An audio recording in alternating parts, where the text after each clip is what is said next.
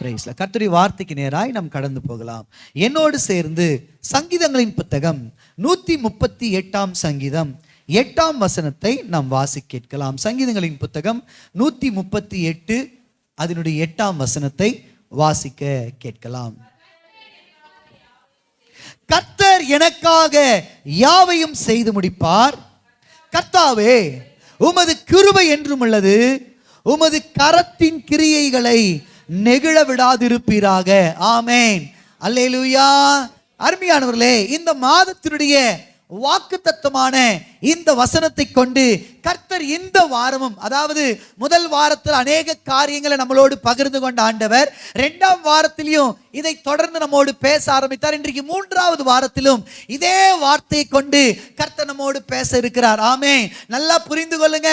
திரும்ப திரும்ப அந்த வாக்குத்தத்தம் நம்முடைய வாழ்க்கையில வருகிறது என்றால், திரும்ப திரும்ப அந்த வார்த்தை பிரசங்கிக்கப்படுகிறது என்றால், உங்களுக்காக அவர் அதை செய்ய விருப்பம் உள்ளவராக இருக்கிறார். அது தீவிரமாய் உங்க வாழ்க்கையில நடக்க போகிறது என்று அர்த்தம். ஆமென். அல்லேலூயா. இன்றைக்கான கர்த்தருடைய வார்த்தை இதுதான். கர்த்தர் நமக்காக யாவையும் செய்து முடிப்பார். நீங்க சொல்லுங்க, கர்த்தர் எனக்காக யாவையும் செய்து முடிப்பார். திரும்ப சொல்லுங்க, கர்த்தர் எனக்காக யாவையும் செய்து முடிப்பார். கர்த்தர் எனக்காக யாவையும் செய்து முடிப்பார். அல்லேலூயா. முதல் வாரத்துல அருமையானவர்களே, எனக்காக அப்படின்ற வார்த்தையை கொண்டு உங்களோடு அநேக காரியங்களை நான் பகிர்ந்து கொண்டேன். உங்களுக்காக ஸ்பெசிபிக்கா ஆண்டவர் இந்த வார்த்தையை கொடுத்திருக்கிறார். சில நேரங்களில் வாக்குத்தத்தம் எப்படி வரும்னா பொதுவா வரும் பாருங்க. ஆனா இந்த மாதம் கர்த்தர் நமக்கு கொடுத்திருக்கிற வாக்குத்தத்தம் எப்படிப்பட்டதுன்னா, ஸ்பெசிபிக்கா நம்ம கிட்ட பேசுகிற வாக்குத்தத்தமாக இது இருக்கிறது. பாருங்க, அதுல தாவீது சொல்றான், எனக்காக அவர் எல்லாவற்றையும் செய்து முடிப்பார் அப்படின்னு சொன்னார். அப்போ உங்களுக்காக அவர் செய்ய வேண்டுமானால், எனக்காக அவர் செய்ய வேண்டுமானால் நம்ம என்னென்ன காரியங்களை செய்யணும், நம்ம எப்படி இருக்கணும் அப்படின்னு சொல்லி தாவீதின் வாழ்க்கையிலிருந்து சில காரியங்களை உங்களோடு நான் பகிர்ந்து கொண்டேன். ஆமென். ஞாபகம் இருக்கும்னு நினைக்கிறேன். அல்லேலூயா. சத்தமோர் அல்லேலூயா. இன்றைக்கு அதை தொடர்ந்து இன்னொரு வார்த்தையை உங்களோடு பகிர்ந்து கொள்ள விரும்புகிறேன். அது என்னன்னா, கவனிங்க, இந்த வாக்குத்தத்தமானது தாவீது யாருடைய நாமத்தில் எழுதுகிறார் என்றால், கர்த்தருடைய நாமத்தில் எழுதுறாரு. ஆமென். அதாவது கவனிங்க, நிறைய பேர் இப்போ நான் ஒரு லெட்டர் என் மனைவிக்காக எழுதுறேன். நான் ஏதோ மிலிட்டரியில் இருக்கிறேன்னு வச்சுங்களேன், அல்லது எங்கேயோ வெளிதேசத்தில் இருக்கிறேன்னு வச்சுங்களேன். என் மனைவிக்காக ஒரு லெட்டர் எழுத போறேன்னா யாருடைய நாமத்தில் எழுதுவேன்னா, என்னுடைய நாமத்தில் அதை எழுதி அனுப்புவேன். அருமையான புருஷன் எழுதுகிறதாவது அப்படின்னு எழுதுவேன். ஆமா தானேங்க? என்ன சொல்ல மாட்டேன்றீங்க? நீங்க ரொம்ப வெக்கப்படுறீங்களே, கொஞ்சம் பார்த்து பேசுங்க. என் மனைவி இப்போ எனக்கு ஒரு லெட்டர் போடுறாங்கன்னா, அருமையான உங்க மனைவி எழுதுகிறதாவது. அப்போ ஒரு லெட்டர் போடுறவங்க யாருடைய நாமத்துல போடுவாங்கன்னா, யார்கிட்ட இருந்து அது புறப்படுகிறதோ அவங்க நாமத்துல போடுவாங்க. அது போல இந்த மாதம் கர்த்தர் எந்த நாமத்துல இந்த வாக்குத்தத்தத்தை நமக்கு டிக்ளேர் பண்றாருன்னா, கர்த்தருடைய நாமத்துல டிக்ளேர் பண்றார். ஆமென். இன்றைக்கு இந்த கர்த்தர் அப்படின்ற நாமத்தை தான் சற்று நாம் தியானிக்க போகிறோம். ஆமென். கவனிங்க அருமையானவர்களே, தமிழ்ல கர்த்தர் அப்படின்னு கொடுக்கப்பட்டிருக்கிறது. என்னங்க சொல்லுங்க பார்க்கலாம். இந்த நாமத்தை சொல்லுங்க.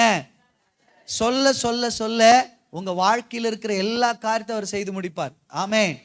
சில நேரங்களில் கவனிங்களேன், நம்ம வாயை திறந்து சொல்றது இல்லை. அதனால தான் இருதயத்துல பல வார்த்தைகள் பதியுது. அவங்க சொன்ன வார்த்தை, இவங்க சொன்ன வார்த்தை, சத்ரு சொல்ற வார்த்தையெல்லாம் இருதயத்துக்குள்ள போயிடுது. அப்படி நீங்க விடக்கூடாது. உங்க செவிகள்ல என்ன வார்த்தை கேட்கணும் தெரியுமா? கர்த்தருடைய வார்த்தையை கேட்கணும். கேட்க கேட்க உங்க இருதயங்களா எல்லாம் கர்த்தருடைய வார்த்தையினால நிரம்ப ஆரம்பிக்கும். உங்க வாழ்க்கையில விசுவாசங்கள் பெருக ஆரம்பிக்கும். கர்த்தரை செய்ய வேண்டியதை சீக்கிரமா செய்வார். பாருங்க. ஆமென். அல்லேலூயா. கானா ஒரு கல்யாண வீட்டுக்கு கர்த்தர் போறாருங்க. அங்க என்ன குறைவுபட்டது? வெரி குட், திராட்சரசம் குறைவு. உடனே ஏசப்பா கிட்ட போறாங்க. போன உடனே அவர் சொல்றாரு, கற்சாடிய தண்ணீரால நிரப்புங்க அப்படின்றாரு. உடனே வேலைக்காரங்க என்ன பண்றாங்கன்னா, கற்சாடிய கடகட கடகடன்னு நிரப்புறாங்க. கவனிங்க, கொஞ்சம் லேட் பண்ணியிருந்தாருன்னு வச்சுங்களேன். அவங்க லேட் பண்ணியிருந்தா ஆண்டவரும் அற்புதங்களை செய்வதற்கு கொஞ்சம் லேட் ஆயிருக்கும். ஆமா தானுங்க?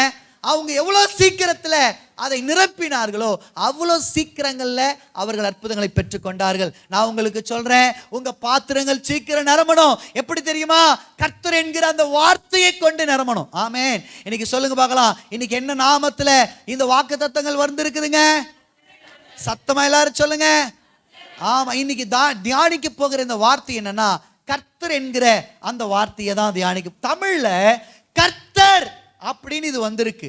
இங்கிலீஷ் பைபிள் எடுத்து பார்த்தீங்கன்னா த லார்ட் அப்படின்னு வரும். ஆனா நீங்க எபிரேய அந்த மூல பாஷையில, பழைய ஏற்பாடு எபிரேய மொழியில எழுதப்பட்டு பிற்பாடு அது மொழிபெயர்க்கப்பட்டது. புதிய ஏற்பாடு கிரேக்க மொழியில எழுதப்பட்டு அது பின்பதாக மொழிபெயர்க்கப்பட்டு இப்ப தமிழ்ல நம்ம கிட்ட கிடைத்திருக்கு. பாருங்க, இந்த கர்த்தர் என்கிற இந்த வார்த்தை மூல மொழியாகி எபிரேய மொழியில எப்படி வந்திருக்குன்னா யாவே அப்படின்னு வந்திருக்கு. எல்லாம் சொல்லுங்க.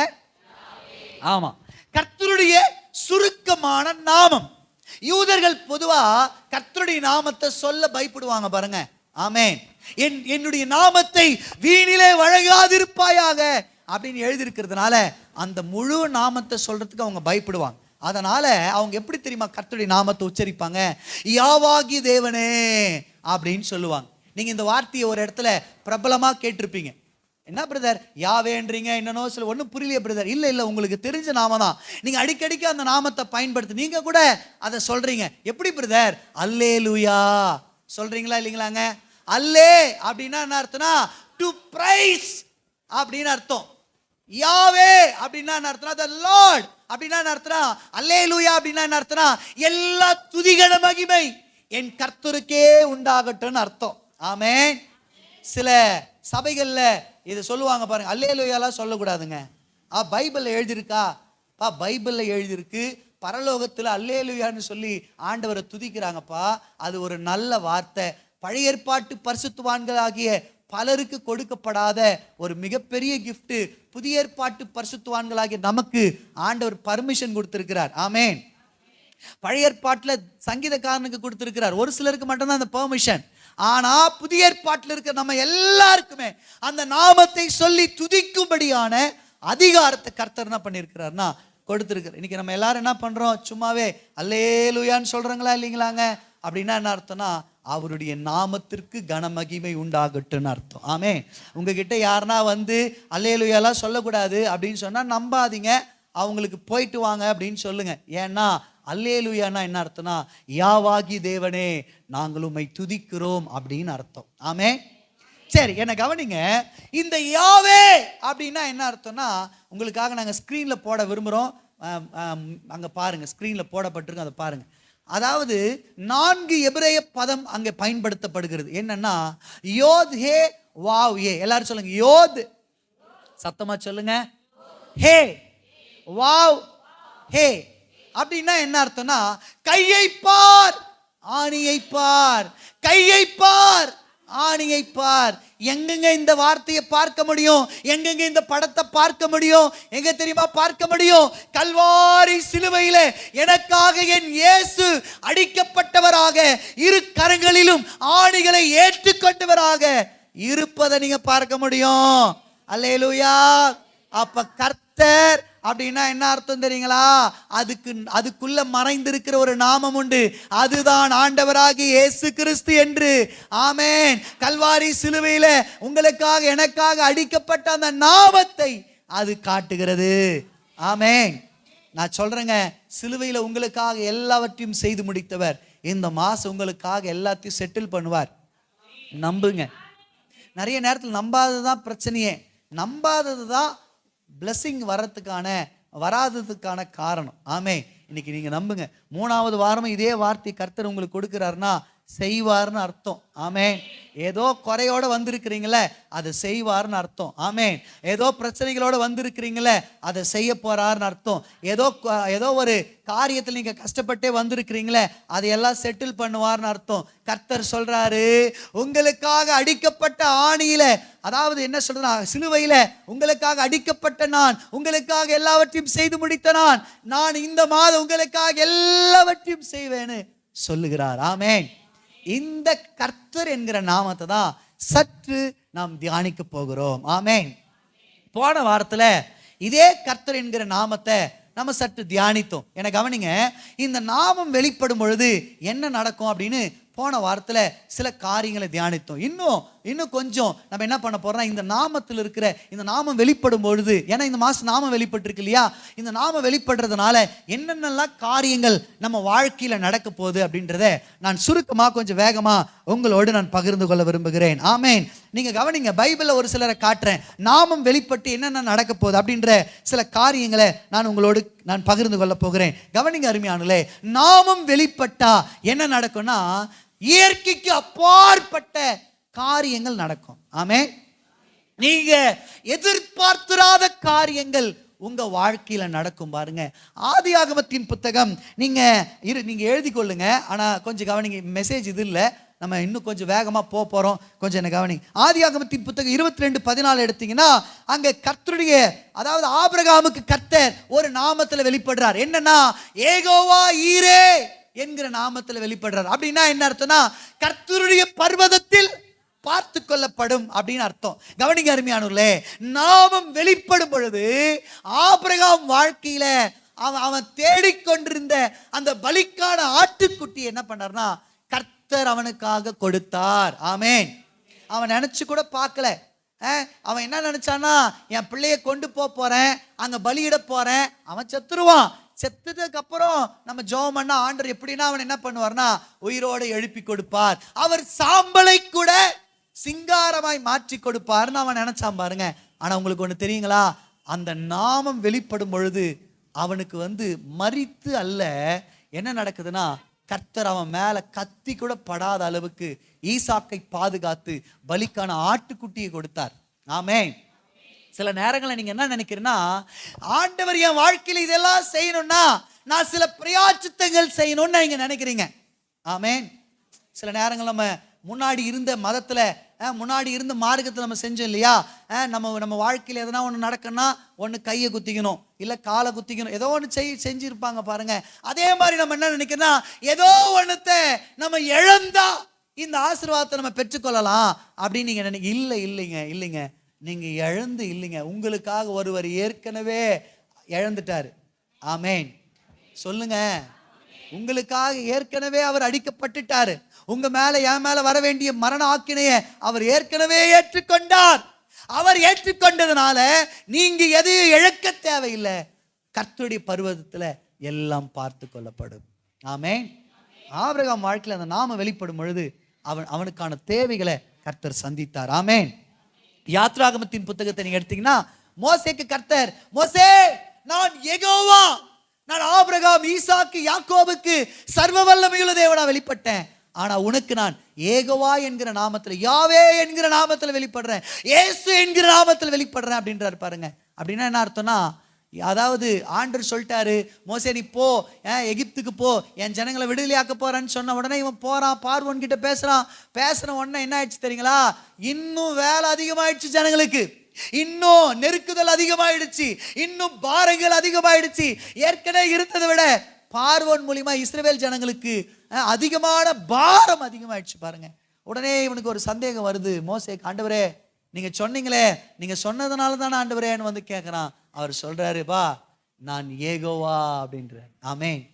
அப்படின்னா என்ன அர்த்தம்னா, நான் யெகோவா என்கிற நாமத்துல உனக்கு வெளிப்படுத்துகிறேன், என் நாமத்தை உனக்கு வெளிப்படுத்துகிறேன், அந்த நாமத்தினால உனக்காக நான் எல்லாவற்றையும் செய்து முடிப்பேன் என்றார். அதே போல உங்களுக்கு தெரியும், வீட்டுக்கு ஒரு ஆட்டுக்குட்டி அடிக்கப்படுகிறது, ரத்தம் சிந்தப்படுகிறது.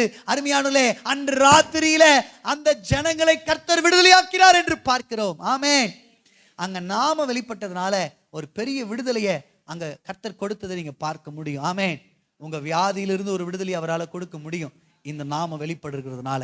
ஆமென். உங்க போராட்டத்திலிருந்து உங்களுக்கு ஒரு விடுதலை அவரால் கொடுக்க முடியும். ஏன்னா இந்த மாதம் நாமம் வெளிப்பட்டிருக்கிறது. அல்லேலூயா. உங்க சூழ்நிலையிலிருந்து உங்களுக்கு ஒரு விடுதலையை கர்த்தரால கொடுக்க முடியும். காரணம் என்ன தெரியுமா, உங்க பாவத்திலிருந்து, உங்களால விட முடியாத காரியத்திலிருந்து, எல்லாவற்றிலிருந்து கர்த்தர் உங்களை விடுதலையாக்க முடியும். என்ன தெரியுமா, நாம வெளிப்பட்டிருக்கு. ஆமென். மோசேக்கு வெளிப்பட்டது அங்க செய்து முடித்தார், உங்களுக்காக அவர் செய்வார். ஆமென். அல்லேலூயா. யாத்ராகம புத்தகம் 17 பார்த்தீங்கன்னா, மோசேக்கு யெகோவா நிசியா வெளிப்படுறார். அமலேக்கியர் வரானுங்க, அமலேக்கியர் வந்து மோசையோடு இஸ்ரவேல் ஜனங்களோடு யுத்தம் பண்றாங்க பாருங்க. உங்களுக்கு தெரியும் அந்த யுத்தத்தில் இஸ்ரவேல் ஜனங்க ஜெயித்தார்கள் என்று. ஏன் தெரியுமா? கர்த்தர் தம்முடைய நாமத்தை மோசைக்கு வெளிப்படுத்தினார். ஏகோவா நிசி. ஏகோவா நிசினா என்ன அர்த்தம்? கர்த்தர் ஜெயக்கொடியானவர் என்று அர்த்தம். ஆமென். அந்த நாமம் இறங்க இறங்க இறங்க ஒரு பெரிய ஜெயத்தை அவர்கள் சுதந்திரித்தார்கள். ஆமென். இன்னைக்கும் நாம வெளிப்பட்டிருக்குங்க. இந்த மாதமும் கர்த்தருடைய நாமம் வெளிப்பட்டிருக்குங்க. அருமையா நான் சொல்றேன், உங்களுக்கு ஒரு பெரிய ஜெயத்தை கர்த்தர் கொடுக்க போகிறார். அல்லேலூயா. ஒரு பெரிய ஜெயம் உண்டாக போகிறது. ஆமென். வானத்திலும் பூமியிலும் மேலான நாமம் அந்த நாமம். சத்துரு பார்த்து பயப்படுகிற ஒரு நாமம் அந்த நாமம். ஆமென். வியாதிகள் பார்த்து பயப்படுகிற, வியாதிகள் ஓடுகிற ஒரு நாமம் இயேசு என்கிற நாமம். அந்த நாமம் தான் இன்னைக்கு நம்ம மத்தியில நம்முடைய சபையில வெளிப்பட்டிருக்கிறது. ஆமென். அதனால் நான் தைரியமா சொல்லுவேன், இந்த வசனங்கள் என் பேர்ல, ஊழியக்காரன் பேர்ல கொடுக்கப்படலைங்க. ஊழியக்காரன் ஒருவேளை உங்களுக்கு பிரசங்கித்து கொண்டிருக்கலாம். ஆனா நான் உங்களுக்கு ஒன்று சொல்றேன், இந்த வசனங்கள் ஊழியக்காரன் பெயரால கொடுக்கப்படல. என் பெயரால கொடுக்கப்பட்டுச்சுன்னா நான் சொல்லியிருப்பேன், சந்தேகமா இருக்குங்க பார்த்துக்குங்க அப்படின்னு சொல்லியிருப்பேன். ஆனா இது யாருடைய நாமத்தில் வெளிப்படுதுங்க? சத்தமா சொல்லுங்க. அதனால என்னால தைரியமா சொல்ல முடியும், உங்களுக்காக அவர் எல்லாவற்றையும் செய்து முடிப்பார். ஆமென். சந்தோஷமா இருக்கிறீங்களா?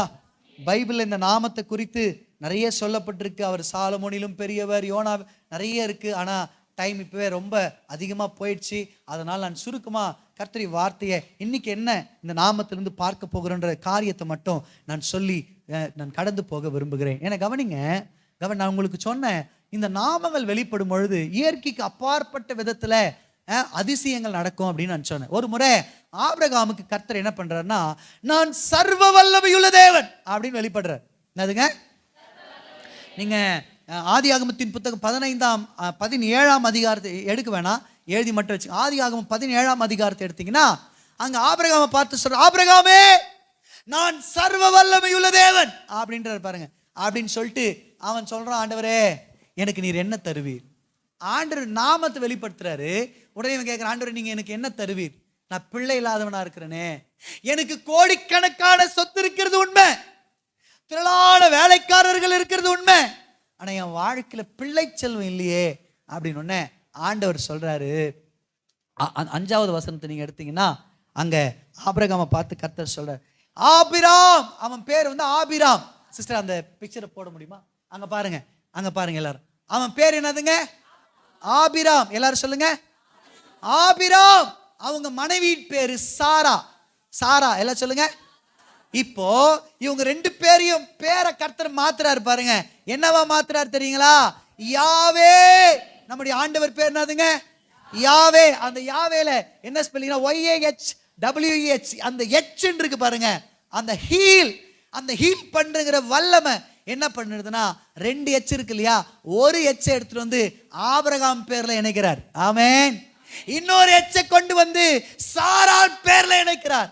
அந்த நாமம் அவருக்குள்ள வந்த உடனே இப்ப என்ன நடக்கு தெரியுமா? செத்து போன சரீரம் உயிர் பெறுது. ஆமென். இது வரைக்கும் சாராள் சொல்லிட்டு இருக்கிறா, என் கர்ப்பம் செத்து போச்சு, நான் வயசான ஆயாவா மாறிட்டேன், இனி அற்புதம் நடக்காது, அதனால ஆகார திருமணம் செஞ்சுக்கோடு பல காரியங்களை சொல்லிட்டு இருக்கிறா. ஆனா இப்போ நாமம் வெளிப்பட்ட உடனே அந்த நாமத்தில் இருக்கிற மகிமை ஆபிரகாமுக்குள்ளும் சாராளுக்குள்ள வந்த உடனே அவங்க தலையெழுத்தே மாறுதுங்க. ஆமென். நான் சொல்லட்டுங்களா, சத்துரு உங்க தலையில ஒரு வேளை தோல்வின்னு எழுதி வச்சிருக்கலாம், நடக்காதுன்னு எழுதி வச்சிருக்கலாம், மலடின்னு எழுதி வச்சிருக்கலாம், என்ன வேணா எழுதிட்டுங்க. இன்னைக்கு நாமம் வெளிப்படுகிறது. அந்த நாமத்தில் இருக்கிற மகிமை உங்க வாழ்க்கையை மாற்றும். அல்லேலூயா. ஆபிராமா இருக்கிற நீங்க ஆபிரகாமா மாறுவீங்க. ஆமென். இனிமே உங்க இனிஷியல் அவருடைய இனிஷியலா மாறுது. அல்லேலூயா. ஆமென். ஆபிரகாமுக்கு கர்த்தர் தம்முடைய இனிஷியலை கொடுக்கிறார். ஆமா தானுங்க? சாராய் அவ பேரு, கர்த்தர் அவ பேரை சாரால்னு மாத்துறாரு. இங்கிலீஷ்ல சாரா அப்படின்னு வரும் பாருங்க, எச். அந்த எச் வருது பாருங்க, கவனிங்க. வந்த உடனே அவங்க வாழ்க்கை மாறுகிறது. ஆமென். இதுதான் நாமத்தில் இருக்கிற மகிமை. ஆமென். இந்த வாரம் நம்முடைய சபையில அவருடைய நாமத்தை கர்த்தர் வெளிப்படுத்தி இருக்கிறார்னா என்ன அர்த்தம் தெரியுங்களா? உங்க பேரோட அவர் பேர் வந்து இணையுது. ஆமென். ஒருவேளை நான் அப்படி நினைக்கிறேன். என்ன கவனிங்க, சத்துரு ஒரு பெரிய லிஸ்ட் போட்டான். லிஸ்ட் போட்டு இன்னைக்கு உங்க வீட்டுக்கு போய் பிரச்சனையை கொடுக்கணும்னு நினைச்சிருப்பான் பாருங்க. கவனிங்க, இத்தனை வாரங்கள் பிசாசு உங்க பேரெல்லாம் லிஸ்ட்ல எழுதி வச்சு இன்னைக்கு உங்க வீட்டுக்கு வரணும், நாளைக்கு அவங்க வீட்டுக்கு போகணும் எழுதி வச்சிருக்கிறது உண்மை. ஆனா இந்த மாதம் நாமம் வெளிப்பட்டதனால, உங்க பெயரோடு கர்த்தருடைய பெயர் இணைந்ததனால, உங்க பேரை வாசிக்கும் பொழுதே என்ன நடக்கும் தெரியுங்களா? அவனுக்கு பிரச்சனை ஏற்பட்டு அவன் ஓடிடுவான். ஆமென். உங்களுக்கு ஒரு ஆபத்தும் வருவது இல்லை. ஆமென். அல்லேலூயா. உங்க பேரை வாசிக்கும் பொழுதே உங்க பேருக்குள்ள இருக்கிற அவருடைய நாமம் விளங்கும். ஆமென். அவனை அதை அடிக்கும். அல்லேலூயா சொல்லுங்க. உங்களுக்கு விரோதமாய் உருவாக்கப்படுகிற எந்த ஆயுதங்களும் வாய்க்காதே போகும் என்று கர்த்தர் சொல்லுகிறார். அல்லேலூயா. சத்தமா அல்லேலூயா. கவனிங்க அருமையானவர்களே, இப்படி பைபிள் முழுக்க எங்கெல்லாம் நாமம் வெளிப்பட்டிருக்கோ அங்கெல்லாம் அவர் எல்லாவற்றையும் செய்து முடித்திருக்கிறார். இயற்கைக்கு அப்பாற்பட்ட காரியங்களை செய்து முடித்திருக்கிறார். நம்ப முடியாத காரியங்களை செய்திருக்கிறார். எண்ணி முடியாத அதிசயங்களை அவர் செய்திருக்கிறார். இன்றைக்கும் நான் சொல்றேன், அந்த நாமம் வெளிப்பட்டதுனால உங்க வாழ்க்கையில நடக்கும். நம்புங்க. ஆமென். அல்லேலூயா. சத்தமா அல்லேலூயா. சரி, என்ன கவனிங்க. இன்னைக்கு இந்த நாமத்தில் இருக்கிற இன்னும் சில காரியங்களை உங்களோட நான் அதாவது நம்முடைய சபைக்கு நமக்கு அவர் செய்ய போகிற சில காரியங்களை உங்களோடு நான் பகிர்ந்து கொள்ள போகிறேன். ஆபிரகாமுக்கு செய்திருக்கிறார், கிதியோனுக்கு செய்திருக்கிறார், மனோவாவுக்கு செய்திருக்கிறார், மோசேக்கு செய்திருக்கிறார், இஸ்ரவேல் ஜனங்களுக்கு செய்திருக்கிறார். அருமையான இன்றைக்கு நமக்கு செய்ய போகிறார். ஆமென். அது என்ன? அவருடைய நாமத்துல மறைந்திருக்கிற காரியங்கள் என்ன? இன்னைக்கு நாமத்தை வெளிப்படுத்துகிறதுனால இந்த நாமத்துல மறைந்திருக்கிற காரியங்கள் என்ன? அதை தான் நான் உங்களோடு கூட நான் சில காரியங்களை பகிர்ந்து கொள்ள போகிறேன். இன்னைக்கு நாமம் வெளிப்பட்டிருக்கிறதுனால கொஞ்சம் என்ன கவனிங்க. பழைய ஏற்பாட்டிலிருந்து சில காரியங்களை நம்ம தியானிக்க போகிறோம். இப்போ நான் வாசிச்ச ஆபிரகாம், ஈசாக்கு, யாக்கோபு, மோசே இவங்களுக்கெல்லாம் ஆண்டவர் எப்படி வெளிப்படுத்தினார்னா, வெளிப்படையாவே நான் ஏகோவா அப்படின்னு வெளிப்படுத்தியிருக்கிறார். ஆனா பழைய ஏற்பாட்டில் மறைமுகமா சில இடங்கள்ல கர்த்தருடைய நாமம் வெளிப்பட்டிருக்கு. இயேசு கிறிஸ்துடைய நாமம் வெளிப்பட்டிருக்கிறது. அந்த நாமம் வெளிப்பட்டு சில அற்புதங்களை செய்திருக்கு பாருங்க. அதை தான் இன்னைக்கு நான் உங்களுக்கு எடுத்து காண்பிக்க போகிறேன். அதே காரியங்களை நமக்கும் கர்த்தர் செய்ய போகிறார். ஆமென். ஆமென். முதலாவது காரியம், கொஞ்சம் வேகமா என்னோடு ஆதியாகமத்தின் புத்தகம் 8ஆம் அதிகாரம் 4ஆம் வசனத்தை எடுத்துக்கொள்ளுங்க. வாசிக்கிறவங்க சீக்கிரமா வாசிங்க. ஆதியாகமம் 8:4. 7ஆம் மாதம் 17ஆம் தேதியிலே பேழை அரராத் என்னும் மலைகளின் மேல் தங்கிற்று. ஆமென். கவனிங்க, நம்ம எல்லாருக்கும் தெரிஞ்ச ஒரு சம்பவம் தான். கர்த்தர் ஜனங்கள் இந்த பூமியில திரளாய் பெருக பண்ணுகிறார். ஆனா உங்களுக்கு தெரியும், ஜனங்களுடைய பாவங்கள் நித்த ஒவ்வொரு நாளும் அதிகரித்து கொண்டே இருக்கிறது, அதிகமாயிட்டே இருக்கு. அதனால கர்த்தர் என்ன பண்றன்னா, பூமியில இந்த மனுஷனை ஏன் தான் சிருஷ்டித்தனோன்னு சொல்லி ரொம்ப வருத்தப்படுறாரு பாருங்க. வருத்தப்பட்டு அவர் ஒரு தீர்மானம் எடுக்கிறார். என்னன்னா, இவங்களை இப்படியே விட்டா பூமியை நாசம் பண்ணிடுவாங்க அப்படின்னு சொல்லி அவர் என்ன பண்ண, ஜலத்தினால இந்த பூமியை நம்ம நியாயம் தீர்க்கலான்னு சொல்லி ஒரு தீர்மானம் எடுக்கிறார். உங்களுக்கு தெரியும். அதனால கர்த்தர் என்ன பண்றாருன்னா, ஒரு பெரிய நியாய தீர்ப்பு இந்த பூமியின் மேல கொடுக்கிறார். அப்படி கொடுக்கும் பொழுது வேதம் சொல்லுகிறது, நோவாவுக்கோ கர்த்தருடைய கண்கள்ல ஆண்டவர் சொல்ல, நோவா நீ ஒரு பேழையை செய்ப்பா. பேழைனா ஒண்ணு இல்ல, கப்பல். ஒரு பெரிய கப்பலை நீ செய். அதுல உன் குடும்பம் நீ என்ன பண்ணு, ஏறிக்கோ. ஏறிட்டு ஆடு மாடுகள் எல்லாவற்றையும், எல்லா மிருக ஜீவன்களையும் என்ன பண்ணு, உன்னிடத்துல நீ சேர்த்துக்கொள். சுத்தமில்லாத மிருகங்கள், சுத்தமான மிருகங்கள் எல்லாத்தையும் என்ன பண்ணு, உன்னிடத்துல சேர்த்துக்கொள் அப்படின்னு சொல்லி ஆண்டவர் இந்த கட்டளையை கொடுக்கிறார் பாருங்க. இப்போ நோவா நமக்கு தெரியும், எல்லா ஆண்டவருடைய வார்த்தைக்கு கீழ்ப்படிந்து ஒரு அற்புதமான பேழையை செய்துட்டு இருக்கான். அவனுக்கு விரோதமா நிறைய ஏளனமான பேச்சுகள் வந்தது, நிறைய டிஸ்கரேஜ்மெண்ட் வந்தது, அவங்க முகத்துக்கு முன்னாடியே பேசின காரியங்களா இருந்தது. ஆனா நோவா ஒரு வார்த்தைக்கும் அவன் என்ன பண்ணல, செவி கொடுக்கவே இல்லை. நிறைய நேரங்கள்ல வாக்கு தத்தங்கள் உங்களுக்கு நேரா வரும், உங்களுக்காக எல்லாத்தையும் செய்து முடிப்பேன்னு வரும். ஆனா நிறைய நேரங்கள் நீங்க மனிதனுடைய வார்த்தைக்கு செவி கொடுக்கிறதுனால, நிறைய நேரத்துல சத்துருடைய வார்த்தைக்கு செவி கொடுக்கிறதுனால அது என்ன ஆகுதுன்னா தாமதமாகுது. ஆமென். அதனால நோவாவை பாருங்க, மனுஷனுடைய வார்த்தைக்கு அவன் என்ன பண்ணல, செவி கொடுக்கவே இல்லை. அவன் என்ன பண்ணா, கர்த்தருடைய வார்த்தை நம்பி அவன் பேழையை செய்கிறான். உங்களுக்கு தெரியும், நாள் ஒன்று வந்தது, கர்த்தர் வானத்தின் மதகுகளை திறந்தார் என்று, பூமியின் ஆழங்களில் இருக்கிற எல்லா ஊற்றுக்கண்களையும் அவர் திறந்தார் என்று உங்களுக்கு தெரியும். ஜலம் பெருக ஆரம்பித்தது. பெருகி வேதம் சொல்லுகிறது, உயரமான அந்த மலையை விட 15 முழம் அதிகமாய் இந்த பூமி என்ன பண்ணிடுச்சுன்னா மூடிடுச்சு தண்ணி. ஆமென். இப்போ நோவா இருக்கிற அந்த பேழை மட்டும் மிதந்துட்டு இருக்கு. ஆமென், மிதந்துட்டு இருக்கு.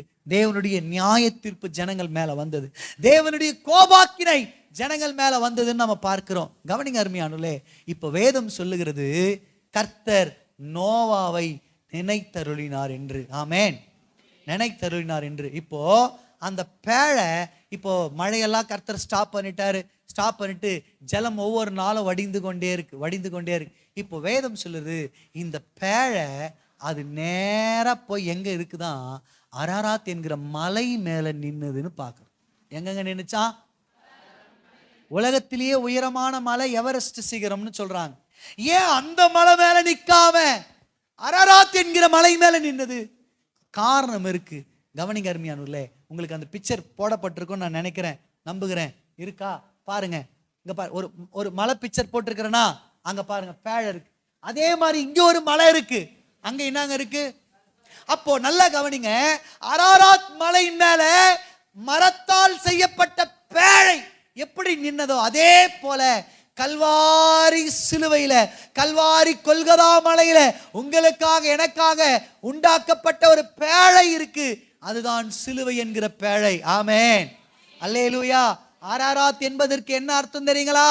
சாபம் திரும்பிற்று என்று அர்த்தம். கர்ஸ் ரிவர்ஸ்ட் அப்படின்னு அர்த்தம். மனிதர்களுக்கு நேராய் வந்த தேவனுடைய கோபாக்கினை, மனிதருக்கு நேராய் வந்த இந்த பூமியின் மேல வந்த தேவனுடைய சாபம் என்ன ஆயிடுச்சா? திரும்பினதுன்னு பார்க்கிறோம். ஆமென். எங்க திரும்பிடுச்சுங்க?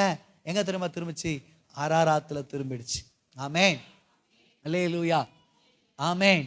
அன்னைக்கு நோவாவுக்காக, இந்த பூமிக்காக எப்படி ஒரு அரராத் இருக்கிறதோ அதே போல இன்றைக்கு உங்களுக்காக எனக்காக ஒரு கொல்கதா இருக்கிறது. ஆமென். அன்னைக்கு எப்படி நோவாவுக்காக கர்த்தர் ஒரு பேழையை வைத்திருந்தாரோ அதே போல உங்களுக்காக எனக்காக அருமையான ஒரு சிலுவையை கர்த்தர் வைத்திருக்கிறார். ஆமென். அரராத் பேழனா ஒண்ணு இல்லை, அது சிலுவைக்கான அடையாளம், அது கல்வாரிக்கான அடையாளம். அப்போ அரராத் மூலியமா கர்த்தர் என்ன சொல்லி கொடுக்க விரும்புறார்? அங்க தம்முடைய நாமத்தை காட்ட விரும்புகிறார். ஆமென், அல்லேலூயா. இந்த மாதம் நான் சொல்றேங்க, அநேகருடைய வாழ்க்கையில் இருக்கிற சாபங்கள் முறிக்கப்படும். ஆமென், அல்லேலூயா. சொல்லுங்க, சத்தமா சொல்லுங்க. கவனிங்க, இந்த சாபம் முதல்ல எங்க வந்ததுன்னு நீங்க பாத்தீங்கன்னா, ஆதியாகமத்தின் புத்தகம் 3ஆவது அதிகாரத்தை எடுத்தீங்கன்னா அங்க ஆண்டவர் சொல்றாரு, ஆதாம் ஏவாளை சிருஷ்டித்து அந்த ஏதேன் தோட்டத்தில் வச்சு கர்த்தர் சொல்றாரு, நீ நன்மை தீமை அறியத்தக்க கனி என்ன பண்ணாத, புசிக்காதன்னு சொல்லிட்டு அவர் என்ன பண்றாருன்னா போறாரு. அவங்க என்ன பண்றாங்கன்னா அதுக்கு புசிச்சிடுறாங்க. புசிச்சோன்னா உங்களுக்கு தெரியும் அருமையான மிகப்பெரிய ஒரு சாபம் வருது அவங்க மேல. அதுங்க நான் உங்களுக்காக அந்த வசனத்தை படிக்கிறேன் பாருங்க. ஆதியாகமம் 3:14. அப்பொழுது தேவனாகிய கர்த்தர் சர்ப்பத்தை பார்த்து, நீ இதை செய்த, ஏன்னா சர்ப்பனா ஆதாம் ஏவாளை வஞ்சிக்குது.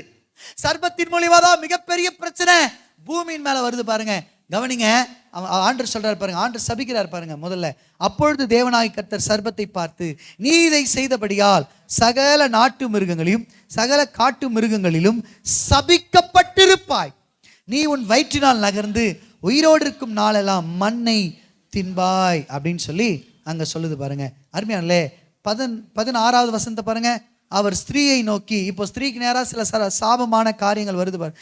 நீ கர்ப்பவதியாய் இருக்கும் பொழுது வேதனை என்னவாங்க, மிகவும் பெருக பண்ணுவேன்றார். அப்போ அக்கா கொஞ்சம் என்ன கவனிங்க, ஸ்திரீகளாகிய உங்களுக்கு சில, அதாவது கர்ப்ப காலத்துல வருகிற வேதனை சில டாக்டர் சொல்றாங்க என்னன்னா அது மறுபிறவின்றாங்க. அதுங்க ஒரு ஒரு மகள், ஒரு பெண் கர்ப்பம் அடைந்து ஒரு குழந்தையை பெற்றெடுத்து வரா பாருங்க, அது மறுபிறவியா. கிட்டத்தட்ட எலும்புகள் எல்லாம் நொறுகினா எந்த அளவுக்கு ஒரு மிகப்பெரிய வேதனை, மரணத்துக்கு ஏதுவான ஒரு வேதனை அவளுக்கு வருதான். ஆமென். நிறைய பேரால இந்த இன்னைக்கு வேர்ல்டு எப்படி தெரியுமா இருக்கு? எனக்கு கவனிங்க, இன்னைக்கு வேர்ல்டு என்ன ஆயிடுச்சு தெரியுங்களா? இந்த வேதனையை நிறைய பேரால தாங்க முடியல. அதனால அவங்க என்ன பண்றாங்க, டாக்டர் எனக்கு ஆப்ரேஷன் கூட பண்ணிடுங்க, நார்மல் டெலிவரி வேணான்றாங்க. உங்களுக்கு தெரியுங்களா? நிறைய பெண்களை நான் பார்த்துருக்கிறேன், கேள்விப்பட்டிருக்கிறேன். எனக்கு தெரிஞ்ச சிலர் சொல்லியிருக்கிறாங்க டாக்டர்ஸ் கிட்டமா, உனக்கு டேட் இன்னும் இருக்குமா, கொஞ்சம் வெயிட் பண்ணுமா. அவங்க சொல்றாங்க, இல்லை டேட் வரைக்கும் என்னால் என்ன பண்ண முடியாது, அந்த வழியெல்லாம் எங்களால் பொறுத்துக்க முடியாது, எங்களால் தாங்க முடியாது, சின்ன வயசுலேருந்தே செல்லமாக வளர்ந்துட்டேன், அதனால ஆப்ரேஷன் பண்ணி எடுத்துருங்க பிரதர் டாக்டர்ஸ் அப்படின்றாங்க பாருங்க. ஆப்ரேஷன் பண்ணி எடுத்துரு. அப்போ நல்லா அந்த கர்ப்ப வேதனை எப்படி அந்த ஸ்திரீக்குள்ள வந்தது? அது சாபமா வந்துச்சாம். ஆமென். தேவனுடைய வார்த்தைக்கு அவங்க கீழ்ப்படியாதனால பெண்களுக்கு வந்த மிகப்பெரிய ஒரு சாபமா. ஆமென். ஆனா ஒரு நற்செய்தி என்ன தெரியுங்களா? நற்செய்தி கிறிஸ்தவர்களுக்கு அப்படிப்பட்ட வேதனை வர்றதில்லை. என்னன்னா வேதம் சொல்லுறது, அவள் வேதனைப்படும் முன் ஆண் குழந்தை பெற்றா. வேதனை அதை நீங்க கிளைம் பண்ணீங்கன்னா உங்களுக்கு அது வராது. அப்படின்னா என்ன அர்த்தம் தெரியுங்களா? உங்களுக்கு அந்த வேதனை தெரியாததுக்கு முன்னாடியே டக்குன்னு ஆண்டு என்ன பண்ணா அந்த டெலிவரி கொடுத்துருவார். அப்போ இந்த பெண்களுக்கான இந்த பிரச்சனைக்கான இந்த கர்ப்ப காலத்துல இந்த வேதனை வருது ஏன் அப்படின்னா ஆண்டவர் கொடுத்த சாபம் அது. ஆமென். அல்லேலூயா. ஆணை பார்த்து புருஷனை பார்த்து ஆண்டவர் சொல்றாரு 17ஆம் வசனம், பின்பு அவர் ஆதாமை நோக்கி, பூமி உன் நிமித்தம் சபிக்கப்பட்டிருக்கும், நீ உயிரோடு இருக்கும் நாளெல்லாம் வருத்தத்தோடே அதனுடைய பலனை நீ என்ன பண்ணுவ, புசிப்ப. 18 பாருங்க, அது உனக்கு முள்ளும் குறுக்கும், அது உனக்கு முள்ளா இருக்கும்ன்ற. அப்படின்னா என்ன அர்த்தங்க? இன்னைக்கு நம்ம செய்யற எல்லா வேலையிலும் ஏதோ ஒரு முள்ளக்கரை அங்க இருக்கு. யாரோ ஒருத்தர் நம்ம வளர்ச்சிக்கு தடையா இருக்கிறாங்க, யாரோ ஒருத்தர் நம்மளை நிந்திக்கிறவங்களா இருக்கிறாங்க, யாரோ ஒருத்தர் முள்ளு மாதிரி குத்திட்டே இருக்கிறாங்க. நம்ம கடமை நம்ம செஞ்சா கூட நிம்மதியா நம்மளால என்ன பண்ண முடியலன்னா அந்த வேலையை செய்ய முடியல. ஆமா தானங்க? சொல்லுங்க. ஏன் இந்த பிரச்சனை? ஏன்னா அன்றைக்கு ஏற்பட்ட சாபம், தேவனால் உண்டாக்கப்பட்ட அந்த சாபம். ஆமென். ஆமென். கவனிங்க அருமையானே, முகத்தின் வேர்வையால் நீ என்ன பண்ணுவனா ஆகாரம் புசிப்பாய் அப்படின்னு சொல்லிட்டு, மண்ணிலிருந்து நீ எடுக்கப்பட்டாய், மண்ணுக்கே நீ என்ன பண்ணுவனா திரும்புவ அப்படின்னு சொல்லி. இன்னைக்கு ஏங்க நம்ம பார்க்குற எல்லா காரியமும் எப்படி நடக்குது? அன்னைக்கு ஏற்பட்ட அந்த சாபம் தான். ஆமென். அல்லேலூயா. ஆனா நான் உங்களுக்கு ஒன்று சொல்லட்டுங்களா? ஆண்டவர் இந்த சாபத்தை கொடுக்கறதுக்கு முன்னாடியே சாபத்துக்கான விமோச்சனத்தையும் கர்த்தர் என்ன பண்றாருன்னா கொடுக்கிறாரு பாருங்க. 15வது வசனத்தை பாருங்க. 15வது வசனத்தை பாருங்க. உன் வித்துக்கும் அவள் வித்துக்கும் பகை உண்டாக்குவேன், அவர் உன் தலையை நசுக்குவார். கல்வாரி சிலுவையில இயேசு கிறிஸ்து இந்த பூமியில பிறந்து வளர்ந்து அவர் என்ன பண்ணுவாரா, கல்வாரிக்கு போய் உன் தலையங்கு நசுக்குவார், அப்பொழுது இந்த பூமியின் மேல இருக்கிற சாபங்கள் மாற்றப்படும் அப்படின்றார். அல்லேலூயா. சாபத்தை கொடுக்கிறதுக்கு முன்னாடி சாபத்துக்கான விமோச்சனத்தை கர்த்தர் என்ன பண்றாருன்னா பைபிள்ல பதிவு செய்து வைத்திருக்கிறார். அப்போ நல்லா கவனிங்க, மனிதன் மேல உண்டான அந்த சாபங்கள் மாறுவதற்கு ஒரே ஒரு வழிதான். என்ன வழின்னா அவன் இயேசுவை ஏற்றுக்கொள்ளணும். ஆமென். அந்த நாமத்தை அவன் அறிந்திருக்கணும். ஆமென். அந்த நாமத்தை அறிந்தாதான் அவனை உயர்ந்த அடைக்கலத்தில் கர்த்தர் வைக்குவார். ஆமென். அந்த சாபத்திலிருந்து அவனை மீட்டு எடுப்பார். ஆமென் சொல்லுங்க. அல்லேலூயா. அப்போ கவனிங்க அருமையானவர்களே, சிலுவை தான் மண்ணுக்குரியவர்களாக, நம்மளாம் மரிச்சிட்டா எங்கெங்க போவோம்? மண்ணுக்கு போவோம். மண்ணுக்குரியவர்களாகிய நம்மள விண்ணுக்குரியவர்களாய் மாற்றுவதுதான் சிலுவை. மண்ணுக்குரியவர்களாய் மண்ணோட மண்ணாய் மாற வேண்டிய நம்மள நித்திய ராஜ்யத்தை சுதந்திரிக்கும்படியாய் செய்வதுதான் கல்வாரி ரத்தம். ஆமென். அல்லேலூயா. அல்லேலூயா. சங்கீதம் 128 சொல்லுகிறது, உன் கையின் பிரயாசங்கள் ஆசீர்வதிக்கப்படுவதாக. இது வரைக்கும் அது உனக்கு முள்ளும் குறுக்குமாய் இருந்தது, ஆனா இனிமே எப்படி தெரியுமா இருக்க போகிறது? அது உன்னுடைய நன்மையா மாறப்போகுதுன்ற. அந்த 128 எழுதுறார் கர்த்தர். அது உனக்கு பாக்கியம் நன்மையை கொண்டு வரும்னு கர்த்தர் சொல்றார். ஆமென். பச்சை புழுக்கள் மொசுக்கொட்டை பூச்சிகள் இனிமே தின்னாது, அது எல்லாம் படிச்சித்த வருஷங்கள் விளைவேலான அவனுக்கு தருவேன். ஏன் தெரியுமா? நாமம் வெளிப்படும் பொழுது அந்த சாபத்திலிருந்து ஒரு விமோச்சனத்தை கர்த்தர் கொடுப்பார். ஆமென்.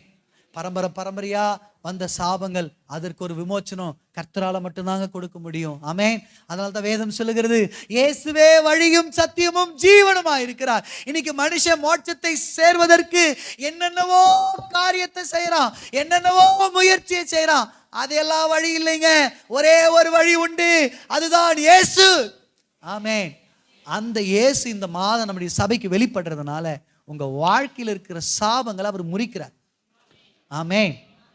சாபத்தினால நிறைய நேரங்கள்ல நிறைய ஆசீர்வாத குறைவு வர்றதுக்கான காரணம்னா சாபம்.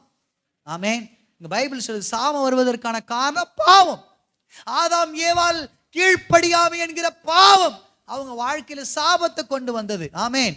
அது போல நம்முடைய முன்னோர்கள் செய்த பாவங்களா இருக்கலாம், நம்முடைய முற்பிதாக்கள் செய்த பாவங்களா, நம்முடைய பெற்றோர்கள் செய்த பாவங்களா இருக்கலாம், நம்முடைய பாவங்களா இருக்கலாம். இந்த பாவத்தின் நிமித்தமா மிகப்பெரிய சாபம் நம்முடைய தலை மேல நின்று நம்முடைய ஆசீர்வாதத்தை எல்லாம் தடை பண்ணி கொண்டிருக்கலாம். ஆனா இன்னைக்கு நாம வெளிப்படுறதுனால என்ன நடக்க போகுது தெரியுங்களா?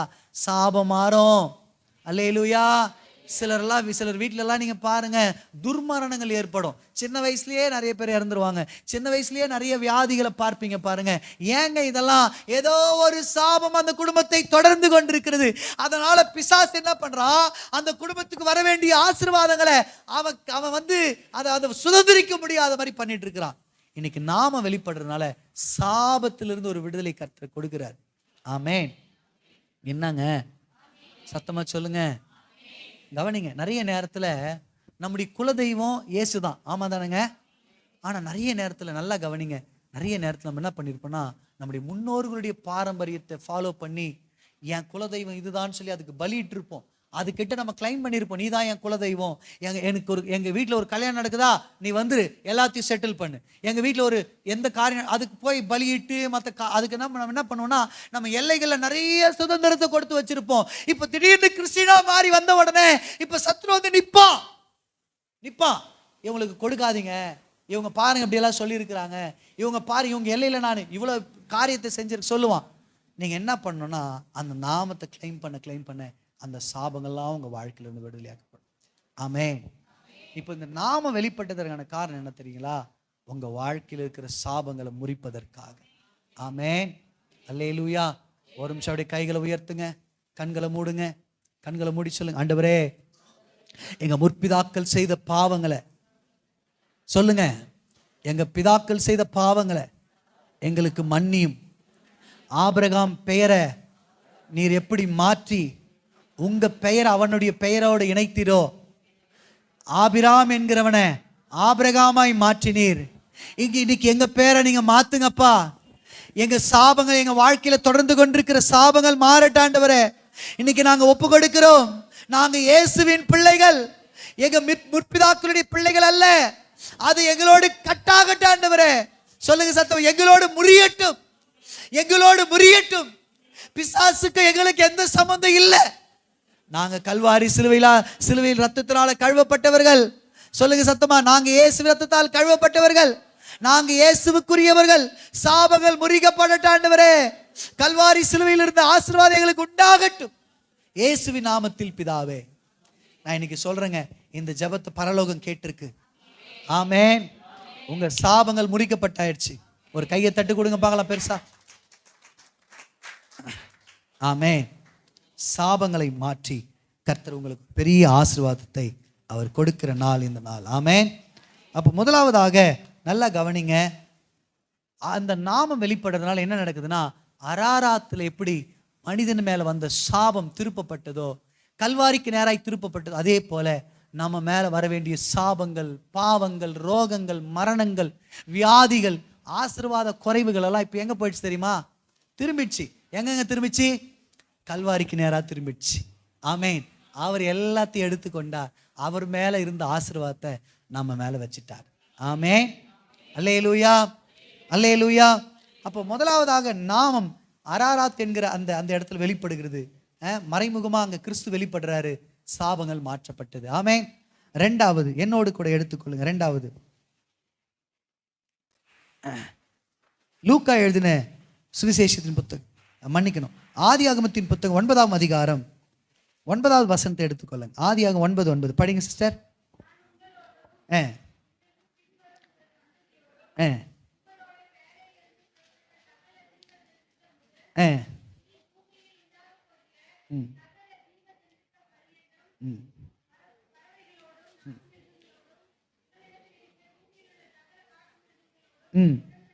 கவனிங்க, ஆண்டவர் சொல்றாரு, நோவா பேழைக்குள்ள இருந்து வெளியே வந்துட்டாங்க.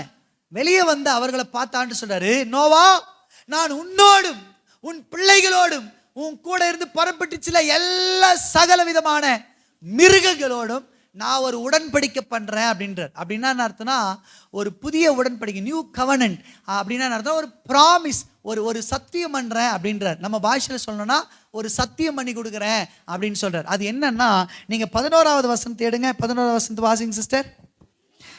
இனி மாம்சமானவைகள் எல்லாம் ஜலப்பிரளயத்தினால் சங்கரிக்கப்படுவதில்லை என்றும், பூமியை அழிக்க இனி ஜலப்பிரளயம் உண்டாவதில்லை என்றும் உங்களோட என் உடன்படிக்கை ஏற்படுத்துகிறேன் என்றார். 12வது பாருங்க. அன்றியும் தேவன் எனக்கும் உங்களுக்கும் உங்களிடத்தில் இருக்கும் சகல ஜீவ ஜந்துக்களுக்கும் நித்திய தலைமுறைகளுக்கு என்று நான் செய்கிற உடன்படிக்கையின் அடையாளமாவது. இங்க என்ன கவனிங்க, நம்ம எல்லாருக்கும் கர்த்தர் ஒரு வாக்குத்தத்தத்தை கொடுத்திருக்கிறார். என்னன்னா, நான் உங்களுக்கு நித்திய ஜீவனை கொடுப்பேன் அப்படின்னு சொல்லியிருக்காரா இல்லைங்களாங்க. உங்களை பரலோகத்துக்கு கூட்டு போவேன்னு சொல்லியிருக்கிறார். அதுக்கு அடையாளம் என்ன? அவருடைய ரத்தம், அவருடைய மாம்சம். மாதம் மாதம் நம்ம என்ன பண்றோம்னா, கம்யூனியன்ல கலந்து அந்த கம்யூனியன்ல எடுக்கிறோம். ஆண்டவர் இது என்னுடைய ரத்தத்தினாலாகிய புதிய உடன்படிக்கை அப்படின்னு ஆண்டவர் சொன்னாருங்களா இல்லைங்களாங்க. அப்போ இது எதை நினைவு கூறுகிறது? ஒவ்வொரு முறையும் நம்ம திரும்ப எடுக்கும்போது என்ன நினைவு கூறுறோம்? அவர் எனக்காக ஒரு இடத்தை ஆயத்தப்படுத்திட்டு இருக்கிறாரு. அவர் ஆயத்தப்படுத்தி முடிச்ச உடனே நாங்க போவேன். இது என்னுடைய நித்திய இடம் அல்ல, பரலோகம் தான் என்னுடைய நித்திய இடம். இங்க நான் நிரந்தரமா வாழ போறதில்ல, பரலோகத்துல என் இயேசுவோடு நித்தியமா வாழ போறேன்றத நினைவு கூறும் பொருட்டா அதை செய்யறோம். அது ஒரு அடையாளம், நியூ கவனன்ட். அந்த மாதிரி இங்க நோவாவோடு ஒரு அடையாளத்தை கொடுக்கிறாரு. அது என்ன அடையாளம்? அது கீழே இருக்கிற வசனத்தை பாருங்க. 13. நான் என் வில்லை மேகத்தில் வைத்தேன், அது எனக்கும் பூமியில் உண்டான உடன்படிக்கைக்கு அடையாளமாக இருக்கும். நான் பூமிக்கு மேலாய் மேகத்தை வருவிக்கும் பொழுது அந்த வில் மேகத்தில் தோன்றும் அப்படின்னு. எனக்கு கவனிங்க, நான் சுருக்கமாக சொல்ல விரும்புகிறேன். எனக்கு கவனிங்களேன். இங்க பாருங்க, ஜலத்தினால இப்ப பூமியை நியாயம் தீர்த்துட்டார். நியாயம் தீர்த்த உடனே இப்ப நோவாவும் அவனுடைய ஜனங்களா பேழையை விட்டு வெளியே வராங்க. பேழையை விட்டு வெளியே வந்தோடனே கர்த்தர் சொல்ற, நோவா, இனிமே நான் ஜலத்தினால இந்த பூமியை நியாயம் தீர்க்க மாட்டேன், இனி அப்படி நான் செய்ய மாட்டேன், அதற்கு ஒரு அடையாளத்தை உனக்கு கொடுக்குறேன் அப்படின்ற. அது என்ன அடையாளம்னா வானவில். எல்லாரும் சொல்லுங்க. இன்னைக்கு சின்ன பசங்களாம் பார்த்து மகிழ்ச்சியா அந்த மழை டைம்லலாம் வானவில் வந்தாலே என்ன அர்த்தம்னா மழை அதுக்கப்புறம் வராது. பார்த்துருக்கிறீங்களா?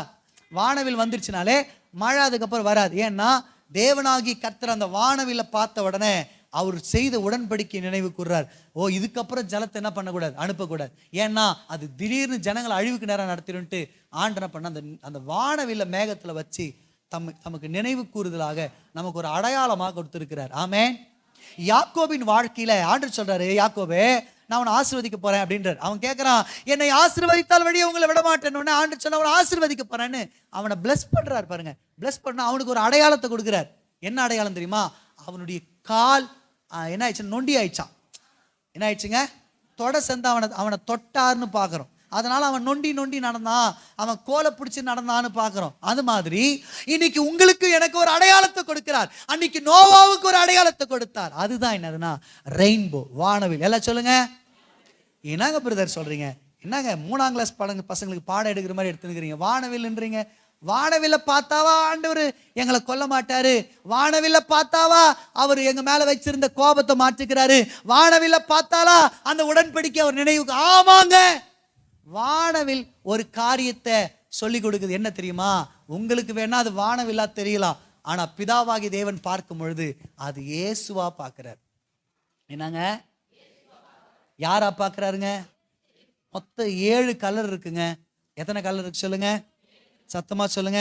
வானவில் இயேசுவுக்கு அடையாளம். வானவில் யாருக்கு அடையாளம்? ஆமா. எத்தனை கலர் இருக்கிற? 7. ரெட் கலர் கிறிஸ்து எனக்காக அடிக்கப்பட்டார் என்பதை காட்டுகிறது. ஆரஞ்சு கலர் இருக்கும், அது என்னதுன்னா அவர் அடிக்கப்பட்டது மட்டும் இல்லை, உலகத்தினுடைய மொத்த பாவமும் அவர் மேல வந்ததுனால பிதாவின் முகம் அவருக்கு மறைக்கப்பட்டது. ஆகவேதான் இயேசு சொல்றாரு, என் தேவனே என் தேவனே ஏன் என்னை கைவிட்டீர் அப்படின்றாரு. பாருங்க, அப்படின்னா என்ன அர்த்தம்னா அவர் பிரிக்கப்படுறார், ஒரு செப்பரேஷன் உண்டாவது. அதுதான் அந்த கலர் எல்லோ கலர் காட்டுது. மன்னிக்கணும், ஆரஞ்சு கலர் காட்டு. 3ஆவதா ஒரு கலர் எல்லோ கலர். எல்லாம் சொல்லுங்க. அது நியாய தீர்ப்பை காட்டுகிறது. நெருப்புடைய கலர் என்னங்க? நாங்க எங்க பிரதர் பாத்துக்கிறோம், எங்க வீட்டுக்காரர் தாங்க சமைக்கிறாரு, நாங்களாம் சமைக்கிறோம் அப்படின்றீங்களா? பின்ன வேற என்னங்க? நெருப்பையே பார்க்காத மாதிரி சொல்றீங்களே, சொல்லுங்க. Yellow colour. எல்லோ கலர்னா என்னது? அது நெருப்பின் கலர். நம்முடைய ஆண்டவராக இயேசு கிறிஸ்து அடிக்கப்பட்டவராக மாத்திரமல்ல, அவர் பிதாவின் முகம் மறைக்கப்பட்டவராக மாத்திரமல்ல, நியாய தீர்ப்பை ஏற்றுக்கொண்டார். அப்படின்னா என்ன அர்த்தம்னா, சூரியன் என்கிற அந்த நெருப்புனால அவர் சுடப்பட்டார். எப்ப தெரியுமா? காலையில 9 மணிக்கெல்லாம் அவர் அடிச்சிட்டாங்க. காலையில் 9 மணிலிருந்து சாயங்காலம் 3 மணி வரைக்கும் அந்த சூரியன் என்கிற அந்த நெருப்பினால அவர் சுடப்பட்டார். நியாயம் தீர்ப்பை அவர் ஏற்றுக்கொண்டார் தான் மேல. அதை அந்த கலர் காட்டுது. ஆமென். அடுத்த கலர் வெரி குட். எங்க சௌந்தர்யா சூப்பரா சொல்றாங்க, கிரீன் கலர். அவங்களும் இன்னைக்கு கிரீனா வந்திருக்கிறாங்க. ஆமென் ஆமென். கிரீன் கலர் எதங்க காட்டுது? அவர் எனக்காக அடிக்கப்பட்டார், ரத்தத்தை சிந்தினார், பிதாவை விட்டு பிரிக்கப்பட்டார், நியாய தீர்ப்பை ஏற்றுக்கொள்ளப்பட்டார், அடிக்கப்பட்டு அடக்கம் பண்ணப்பட்டு 3வது நாள் உயிரோடு கூட எழுந்தார். எல்லாம் ஒரு கையை தட்டி இருக்கணும். நேரத்துக்கு அவர் மரணத்தை ஜெயமாக விழுங்கினார். மரணத்தை அவர் ஜெயித்தார். எப்படி ஒரு விதைய கலகா சீசன்லாம் கலகாவை போட்டு மூடிடுவோம், அவ்வளோதான், சமாதி கட்டிட்டோம். அதை அப்படியே கட்டிட்டு அப்படியே விட்டுருமா? அது என்ன ஆகுதுன்னா பச்சை பசேர்னு வெளியே முளைச்சி எழும்புது. ஆமென். அவர் எப்படி 3வது நாள் உயிரோடு கூட எழுந்தார் என்பதை பச்சை கலர் காட்டுது. ஆமென். அடுத்தது அது எதை காட்டுது? வானத்தின் நிறம். அவர் உயிரோடு கூட எழுந்து மேகத்துக்கு எடுத்துக்கொள்ளப்பட்டார், வானத்துக்கு அவர் ஏறி போனார் என்பதை அது காட்டுது. அதுக்கப்புறம் இண்டிகோ கலர், அது நமக்காக இன்னும் அவர் ரத்தத்தை கொண்டு பரிந்து பேசிட்டு இருக்கிறாருன்னு காட்டுது.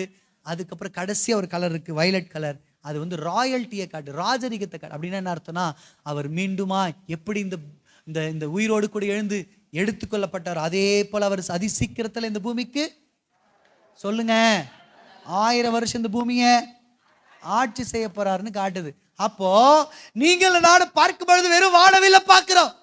வாவ், அதுல 7 வண்ணங்கள் இருக்கிறதே, வாவ், அதுல சூப்பரா இருக்கே அப்படின்னு பார்க்கிறோம். ஆனா பிதாவாகிய தேவன் பார்க்கும் பொழுது இயேசு நமக்காக அடிக்கப்பட்டு பிரிக்கப்பட்டு நியாய தீர்ப்படைஞ்சு 3வது நாள் உயிரோடு கூட எழுந்து பரலோகத்துக்கு எடுத்துக்கொள்ளப்பட்டு மீண்டும் வந்து 1000 வருஷம் இந்த பூமியை அரசாட்சி செய்ய போகிறத அவர் பார்க்கிறார். அதனால கவனிங்க அருமையானே, அவர் அந்த ரெயின்போவை பார்க்கும் பொழுது இயேசுவா பார்க்கிறார். அப்போ வானவில் எதங்க காட்டுது? என்னங்க சொல்ல மாட்டேன்றீங்க? சத்தமா சொல்லுங்க. இயேசு கிறிஸ்துவை காட்டுது. அப்போ எப்படி ஒரு புதிய உடன்படிக்கை உண்டானதோ அதே போல நம்முடைய வாழ்க்கையில் ஒரு புதிய உடன்படிக்கை உண்டாக்கும்படி அவர் வந்திருக்கிறார். ஆமென். சத்தமா சொல்லுங்க. ஆமா, அல்லேலூயா, ஆமென். இந்த இந்த வானவில் வரணும்னா பைபிள் ஒரு விஷயத்தை கோட் பண்ணுது. என்னன்னா மேகம். எல்லாம் சொல்லுங்க. மேகத்தை வச்சு மேகத்துல என் வானவில வைப்பேன்னு சொல்லு. பைபிள்ல மேகம் அப்படின்னு வந்துச்சுன்னா என்ன அர்த்தம்னா நிறைய அர்த்தங்கள் இருக்கு. அது தேவனுடைய பாதுகாப்பை கொடுக்கிறது. என்னங்க?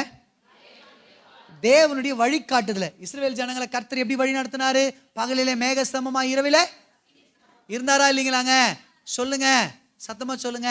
வானவில் வந்துச்சுனாவே மேகம் இருக்கும், அதோடு சூரியன் இருக்கும், அதோடு கூட என்ன இருக்கும்னா மழை நின்றுடும். என்னதுங்க? மழை, மேகம், சூரியன், இது 3த்தையுமே நீங்க என்ன பண்ணலாம்னா அந்த வானவில் வரும்போது பார்க்க முடியும். ஆமென். அப்ப நல்லா கவனிங்க. மேகம் என்பது தேவனுடைய பதிலா இருக்கு, தேவனுடைய பிரசனமா இருக்கு, தேவனுடைய வழிகாட்டுதலா இருக்கு. தேவனுடைய பிரசனத்தை கர்மேல் பர்வதத்தில் எளிய ஜெபம் இருக்காரு, உள்ளங்கை மேகம் வந்துச்சா, ஜபத்துக்கான பதில் அது. ஆமென். அப்போ கவனிங்க, வானவில் கிறிஸ்து அவர் வெளிப்படும் பொழுது என்ன கொடுக்கிறார்னா உங்களுக்கு தம்முடைய நியாய தீர்ப்பை அல்ல, தம்முடைய பிரசன்னத்தை உங்களுக்கு கொடுக்கிறார். ஆமென். சொல்லுங்க. தம்முடைய வழிகாட்டுதலை உங்களுக்கு கொடுக்கிறார், தம்முடைய பாதுகாப்பை உங்களுக்கு கொடுக்கிறார். நீங்க இவ்வளவு நாள் ஜெபித்து ஜெபத்திற்கான பதிலை உங்களுக்கு கொடுக்கிற தேவனாக அவர் இருக்கிறார். அப்ப நாம வெளிப்பட்ட என்ன நடக்கும்னா இதெல்லாம் நடக்கும். ஆமென். உங்களுக்கான ஜெபத்திற்கான பதில் இந்த மாத கட்டாயம் உண்டாகணும் கர்த்தர் சொல்றார். தேவனுடைய பிரசனத்தை நீங்க அனுபவிக்க போறீங்கன்னு சொல்ற. தேவனுடைய அடையாளங்களை நீங்க பார்க்க போறீங்க, தேவனுடைய அடையாளங்கள் பார்க்க போறீங்க. ஆமென். அல்லேலூயா, ஆமென். சங்கீதம் 85:10 சொல்லுகிறது, கிருபையும் சத்தியம் ஒன்றை ஒன்று சந்திக்கும், நீதியும் சமாதானம் ஒன்றை ஒன்று முத்தம் செய்யும் அப்படின்னு சொல்லப்படுது. பாருங்க, அப்படின்னா என்ன அர்த்தம்னா அவர் நீதி உள்ளவர் தான், அவருடைய நியாய தீர்ப்புகள் பெருசுதான். ஆனா அவர் இன்னொரு பக்கம் கிருபையுள்ள தேவனா இருக்கிறார். அந்த கிருபையின் அடிப்படையில அவர் நமக்கு என்ன பண்றாருன்னா இறங்குறார். ஆமென். உங்க மேல ஒரு பெரிய நியாய தீர்ப்பு செய்யணும்னு வராருங்க. உடனே வானவில்ல பார்க்கிறார். வானவில்ல பார்த்த உடனே உங்களுக்காக இயேசு ஏற்கனவே அடிக்கப்பட்டதை பார்க்கிறார். உங்களுக்காக பிதாவின் முகம் அவருக்காக மறைக்கப்பட்டதை பார்க்கிறார். நியாய தீர்ப்பு அடைஞ்சதை பார்க்கிறார். 3ஆம் நாள் உயிரோடு கூட எழுந்ததை பார்க்கிறார். அவர் பரமேறியதை பார்க்கிறார். அவர் திரும்ப வரப்போகிறத பார்க்கிறார். 1000 வருஷம் அரசாட்சி இவ்வளோ விஷயங்களை பிதாவாகி தேவன் வானவில்ல பார்க்கும் போது பார்க்கிறார். அப்போ உங்க மேல வர வேண்டிய நியாய தீர்ப்புக்கு பதிலாக உங்க ஜெபத்திற்கான பதிலாக அது மாறிடும். அது யாராலும் தடை பண்ண முடியாது. ஆமென். அல்லேலூயா. தேவ பிரசன்னத்தை நீங்க இனிமே உணர்கிறலாம் மாறுவீங்க. தேவனுடைய வழி நடத்துதல் உங்க கூட இருக்கும். இஸ்ரவேல் ஜனங்களுக்கு மேகஸ்தம்பமா இருந்து நடத்துனது போல அவர் சொல்றாரு, உங்களை நான் நடத்துவேன்றார். ஆமென். சொல்ல மாட்டேன்றீங்களா? எப்படி அன்னைக்கு அந்த மேகத்துக்குள்ள இருந்தவங்களுக்கு ஒரு ஆபத்தும் வரலையோ, உங்களுக்கு ஒரு ஆபத்தும் இந்த உலக மனிதர்களால சத்துருவினால வராது. ஆமென். அந்த மேகத்துக்குள்ள இருந்தவங்க அவங்க ட்ரெஸ் பழசா போகலையா? என்னங்க 400 வருஷம் நடந்தாங்க. 400 வருஷமும் ஒரே ட்ரெஸ் தான். ஆனா உங்களுக்கு என்ன தெரியுமா? நீங்க கேட்கலாம், பிரதர் எங்களையும் தான் நீங்க நடத்துறாங்கன்ற சொல்றீங்க, எங்க ட்ரெஸ் நான் பழசா போகல அப்படி. நான் உங்களுக்கு ஒன்று சொல்லிட்டேங்களா, உங்க ட்ரெஸ் பழசு ஆகுதுதான், இல்லைன்னு சொல்ல. ஆனா புது ட்ரெஸ் வாங்குறதுக்கு காசு கொடுக்குறாரு. அதான் கிருபை. என்னங்க உங்களுக்கு புரியலையா? பிரதர் அவங்க 400 வருஷமா ஒரே கலர் தான், வேற கலர் ட்ரெஸ்ஸே அவங்களுக்கு கிடையாது. நம்ம பாருங்க, ஒரு நாளைக்கு ஒயிட் போடுறோம், ஒரு நாளைக்கு பச்சையை போடுறோம், ஒரு நாளைக்கு சிகப்பு. எவ்வளவு கிருபை பெற்றவங்க பாருங்க. அவங்கள விட நம்ம தான் விசேஷம்ன்றேன். அந்த சாதாரண மேகத்துக்கு இருந்த அவர்களை விட இயேசுவின் நிழலுக்கு அடியில் இருக்கிற, சிலுவையின் நிழலுக்கு அடியில் இருக்கிற நம்ம விசேஷமானவங்க, கிருபை பெற்றவங்கன்ற. அல்லேலூயா. புதிய உடன்படிக்கை ஏற்படுத்தியிருக்கிறார். ஆமென். அப்போ நல்லா கவனிங்க. இனிமே சாபமா? இனிமே தேவனுடைய கோபாக்கினியா? நியாய தீர்ப்பா? இல்லை இல்லை, அதெல்லாம் மாறியாச்சு. புது உடன்படிக்கையின் பிள்ளைகளா கர்த்தர். அதுதான் கிருபையின் பிள்ளைங்க நம்மலாம். யாருங்க? அவங்க செருப்பு 400 வருஷம் தேயவே இல்லை. பட் நம்ம செருப்பு வாங்கின 3 மாசத்துலேயே தேஞ்சு போகுது. வாங்கின ஷூ தேஞ்சு போகுது. என்ன பிரதர் பண்றது? வாங்கிறதுக்கு அவர் காசு கொடுக்குறாரு. அந்த காசு தான் கிருபை. ஆமென். அவங்க 400 வருஷம் வெறும் மண்ணா சாப்பிட்டாங்க பாருங்க.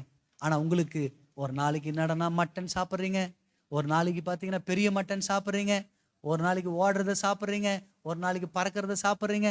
எவ்வளோ கிருபை பெற்றவங்க. அடா அடா அடா. தூதர்களே பார்த்து ஆச்சரியம், என்னடா இவங்க விதவிதமா சாப்பிட்றாங்க, நமக்கு வெறும் இந்த மண்ணாவசுக்கு சாப்பிட்டுங்கிறோம், இவங்க விதவிதமா நம்மளாம் யாருன்னா கிருபை பெற்றவங்க. ஆமென். ஆமென். இதுதான் அந்த சிலுவை நமக்கு கொடுக்கிற ஆசீர்வாதம், அந்த நாமம் கொடுக்கிற ஆசீர்வாதம். நான் சொல்றேங்க, நீங்க நல்லா இருப்பீங்க. ஆமென். 3வது எடுத்துக்கொள்ளுங்க. யாத்ராகமத்தின் புத்தகம் 15ஆம் அதிகாரம் 22 வாசிங்க. சீக்கிரம் வாசிங்க. இன்னொரு 5 நிமிஷத்துல முடிச்சிடுறேன். யாத்ராகம் 15:22. பின்பு மோசே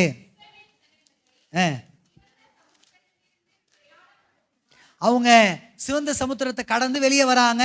வெளியே வரும்போது உங்களுக்கு தெரியும், கர்த்தாவே தேவர்களில் உமக்கொப்பானவர் யார், வானத்திலும் பூமியிலும் உமக்கொப்பானவர் அப்படின்னு பாடுறாங்க. பாடிட்டு 3 நாள் பிரயாணப்பட்டு ஒரு இடத்துக்கு வராங்க. அங்க தண்ணீர் இல்லைன்னு பார்க்கிறோம். என்ன இல்லைங்க? தண்ணீர் இல்லை. அவங்க ஒரு இடத்துக்கு வராங்க, அங்க தண்ணி இருக்கு. ஆனா அந்த தண்ணி கசப்பா இருக்கு. எல்லாம் சொல்லுங்க, சத்தமா சொல்லுங்க. கசப்பா இருக்கு, கசப்பா இருக்கு. உடனே ஜனங்க அங்க முறுமுறுக்கிறாங்க. முறுமுறுத்துன ஆண்டவர்கிட்ட மோசே முறையிடுறார், ஆண்டவரே ஜனங்களுக்காக ஒரு அற்புதத்தை செய்யுங்கப்பான்னு. உடனே ஆண்டவர் என்ன பண்றா, ஒரு மரத்துக்கு நேரா அவங்கள நடத்தினாராம். என்னதுங்க? அந்த மரம் தான் சிலுவையின் மரம். ஆமென். அந்த மரம் ஆண்டவராகிய இயேசு கிறிஸ்துவுக்கு அடையாளமாக இருக்கிறது. என்ன கவனிங்க, இயேசு கல்வாரி சிலுவையில தொங்கப்பட்டவரா? அருமையானே, உங்க மேல நம்ம மேல இருந்த எல்லா சாபத்தையும் அவர் உரிந்து கொண்டார், அவர் எடுத்துக்கிட்டார். அதே போல இந்த மரத்தை கொண்டு போய் அந்த மாறாவின் தண்ணீர்ல போட்ட உடனே அந்த மரம் அந்த தண்ணீருக்குள்ள இருந்த எல்லா கசப்பையும் எடுத்துக்கொண்டது. அந்த மரத்துக்குள்ள இருந்த தித்திப்பை அந்த தண்ணீருக்குள்ள கொடுத்தது. உடனே தண்ணீரை குடிச்சாங்க, தித்திப்பா மாறிடுச்சு. அந்த தண்ணீரை குடிச்சிட்டு பிரயாணம் பண்ண ஆரம்பிச்சாங்க. ஆமென். அப்போ நாம வெளிப்பட்ட என்ன நடக்கும்னா, கசப்புகள் மாறும். எல்லாம் சொல்லுங்க, என்னது மாறும்? மர்மரம் அப்படின்னு சொல்லி இஸ்ரவேல்ல ஒரு மரம் இருக்கு. என்ன கவனிக்கிறீங்களா? யூதர்கள் சில ஒரு மரத்தை பத்தி ஒரு ஸ்டோரி சொல்றாங்க. அதை நான் சொல்லி உங்களுக்கு நான் கடந்து போகிறேன். கவனிங்க. மர்மரம், எல்லாரும் சொல்லுங்க, சத்தமா சொல்லுங்க. மர்மரம்னு ஒரு மரம் இருக்கு. அந்த மரம் ஓரே பர்வதத்தில் அதிகமா இருக்குமா. ஓரே பர்வதம் தான் ஆலயம் இருந்த பகுதி. அந்த இடத்துல நிறைய மரங்கள் இருக்கும். ஆப்பிள் மரம், ஆரஞ்சு மரம், அதுக்கப்புறம் வந்து பார்த்தீங்கன்னா ஒலிவ மரம், இப்படி நிறைய மரங்கள் இருக்கும். அதில் ஒரு மரம் வந்து மர்மரம்னு ஒரு மரம் இருக்கு. எனக்கு கவனிங்க அருமையானே, இந்த மரத்தை பற்றி சொல்கிறாங்க.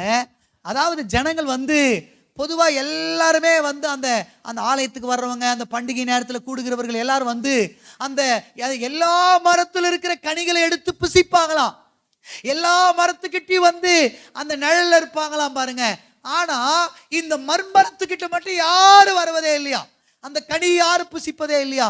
யாரும் அதை தொடர்றது கூட இல்லையா, அதை சேர்றது கூட இல்லையா. இதுக்கு என்ன ஆயிடுச்சுன்னா ஒரு வேதனை வந்துச்சான் பாருங்க. இந்த மர்மரம் பார்த்து, ஐயோ ஆரஞ்சு மரத்துக்கிட்ட போறாங்க, அதை புசிக்கிறாங்க. ஆப்பிள் மரத்துக்கிட்ட போறாங்க, அதை புசிக்கிறாங்க. திராட்சை மரத்துக்கிட்ட அங்கே செடிக்கிட்ட போறாங்க, அதை புசிக்கிறாங்க. இப்படி எல்லாத்தையும் அவங்க எடுக்கிறாங்க. என்கிட்ட ஒருத்தரும் வரலையே, ஐயோ நான் யாருக்குமே பயன்படாத பாத்திரமா இருக்கிறேன்னு சொல்லி அது ஒவ்வொரு நாளும் ஏங்கிட்டே இருந்துச்சா பாருங்க. ஏங்கி ஒரு நாள் அது தேவனை நோக்கி முறையிட்டுச்சா பாருங்க. ஆண்டவரே, நான் மட்டும் யாருக்குமே பயனில்லாத பாத்திரமா இருக்கிறேன்னு சொல்லி ஜெபம் பண்ணும்போது ஆண்டவர் சொன்ன, கொஞ்சம் வெயிட் பண்ணு, வெயிட் அப்படின்னு. அதுக்கு ஒரு பெரிய சந்தோஷம். ஆண்டவர் ஒரு பதிலை கொடுத்துட்டாரு. சரி வெயிட் பண்ணலான்னு வெயிட் பண்ணுது. வெயிட் பண்ணி பார்க்குது. நாட்கள் போகிறது, வாரங்கள் போகிறது, மாதங்கள் போகிறது, வருடங்கள் கடந்து போகிறது. ஆனா ஒரு மாற்றம் அந்த மாதிரியே தெரியல. எல்லா மரத்துக்கிட்டும் எல்லாரும் போறாங்க, ஆனா இந்த மர்மரத்துக்கிட்ட மட்டும் யாருமே வரல. இப்போ ஒரு நாள் ஒரு சின்ன பையன் ஓடி வந்து அந்த மர்மரத்திலிருந்து விழுந்த அந்த கனியை எடுக்கிறான். எடுத்த உடனே இதுக்கு ஒரே சந்தோஷம் பாருங்க. வாவ், ஆண்டவர் என் ஜெபத்தை கேட்டுட்டாரு, வாவ்னு ஒரே சந்தோஷம் பாருங்க. உடனே அவங்க தகப்பனார், அந்த சின்ன பையனுடைய தகப்பனார் வந்து கையை ஓங்கி தட்டி விட்டுட்டு, ஏய் இந்த மரத்தில் இருக்கிற ஒண்ணுத்தையும் தொடாதரா, இது பயங்கர கசப்பு நிறைந்தது அப்படின்னு. அப்பதான் அதுக்கு புரிஞ்சுதான், ஓ அப்ப நான் வந்து, அதாவது மர்மரத்தை பத்தி சொல்றாங்க யூதர்கள். அதோடைய எல்லாமே இப்போ வேப்ப மரத்துல அந்த கனியை நம்மளால சாப்பிட முடியும், கொஞ்சம் தீத்திப்பா இருக்கும். ஆமா தானேங்க, சொல்லுங்க. வேப்ப மரத்தும் கசப்பு தான், ஆனா அதோடைய கனியை பார்த்தீங்கன்னா புசிக்கலாம், கொஞ்சம் டேஸ்டா இருக்கும், அது கொஞ்சம் தித்திப்பா இருக்கும். ஆனா மர்மரத்துல தித்திப்புன்றதே கிடையாது, எல்லாமே கசப்பு.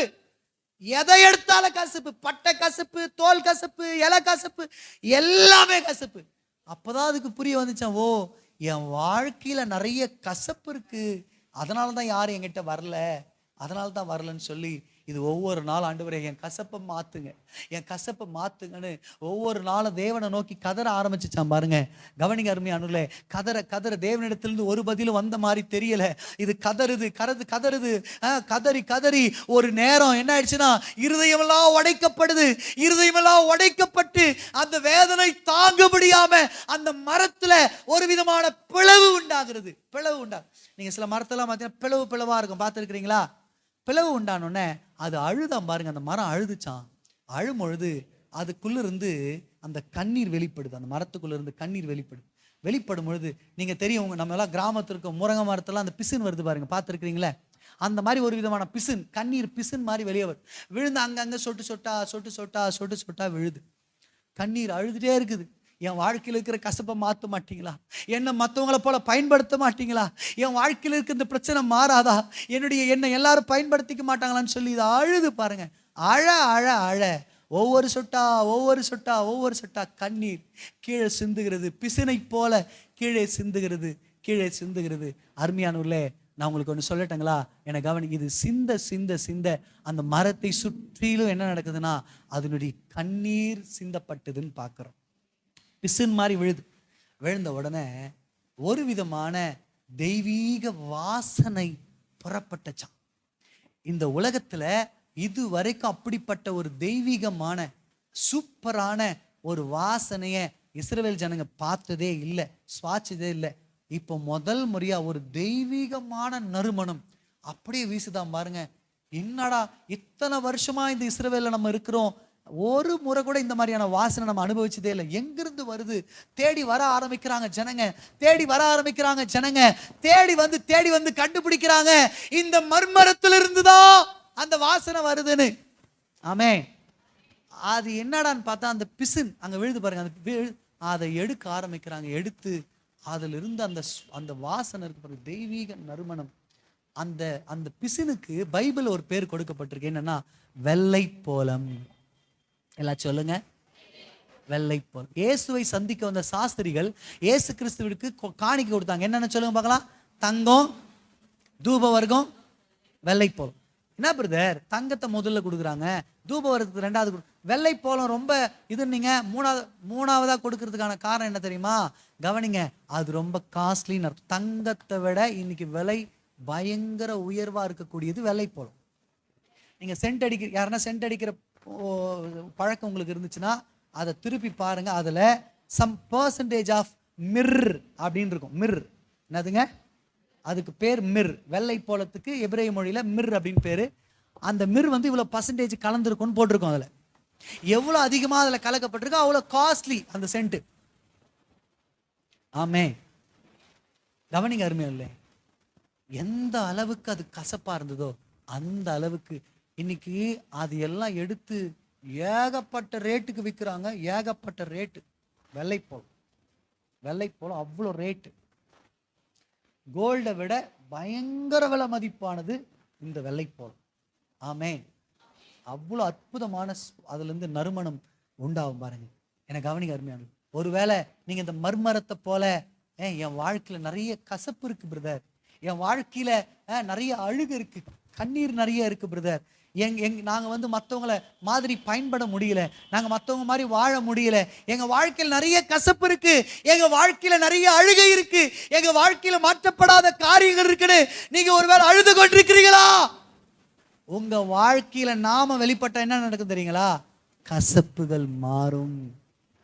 மாறாவின் தண்ணீர் என்னைக்கு மாறா வந்துச்சோ மாறா மதுரமா மாறிடுச்சு. உங்க வாழ்க்கையில் இருக்கிற கண்ணீர்கள் மாற்றப்படணும்னா அந்த நாம வெளிப்படணும். இந்த மாசம் அந்த நாம வெளிப்பட்டிருக்கு, மாறும். அல்லேலூயா, சத்தமா அல்லேலூயா.